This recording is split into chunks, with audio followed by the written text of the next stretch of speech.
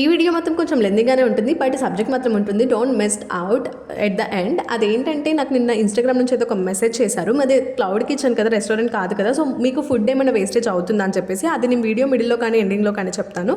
ఇక్కడ మీరు చూసుకుంటే కనుక మనకైతే ఆఫ్లైన్ ఆర్డర్ వచ్చింది. అదే చికెన్ దమ్ బిర్యానీ.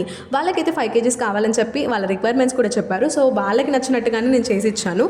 సో అసలు ఫుడ్ విషయానికి వస్తే నేను అందులో అయితే నన్ను నేను మెచ్చుకోవాలి. ఎందుకంటే నేను 1% ఫుడ్ కూడా వేస్టేజ్ చేయలేదు. అది ఎలా అంటే నేను ఏది కూడా ఆర్డర్స్ వచ్చినప్పుడు మాత్రమే ప్రిపేర్ చేస్తాను. ఆర్డర్ రాకముందుకు నేను ఏది కూడా ప్రిపేర్ చేసి పెట్టుకోను, నాకు అలా నచ్చదు కూడా. సో ఏదైనా వాడికి వేడివేడిగా వడ్డించడమే నాకు ఇష్టం, వేడివేడిగా సర్వ్ చేయడమే బాగుంటుంది. కాబట్టి వాళ్ళకి ఏది ఉన్నా వేడివేడిగా సర్వ్ చేస్తానన్నమాట. సో ఏది కూడా నేను ముందుగానే ప్రిపేర్ చేసి పెట్టుకోను. ఇక్కడ కనుక చూసుకుంటే ఇవి క్రిస్పీ రైస్ బాల్స్ అనమాట. మీరు కనుక చూస్తే చుక్క నూనె కూడా ఉండదు.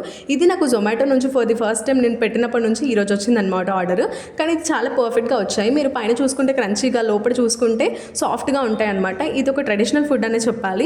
అండ్ ఇది వర్షం పడుతున్నప్పుడు కానీ, వెదర్ కూల్గా ఉన్నప్పుడు కానీ మీరు తీసుకుంటే కనుక అద్భుత అనాల్సిందే, అలా ఉంటుందన్నమాట.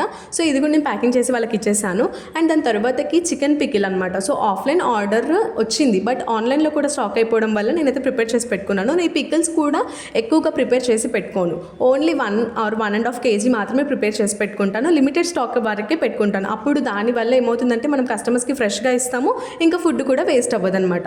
దాని తర్వాతకి ఆన్లైన్ ఆర్డర్ చూసుకుంటే నాకు 6 plates మిర్చి బజ్జీ, ఇంకా అలాగే 7 plates బ్రెడ్ బజ్జీస్ అయితే వచ్చాయి.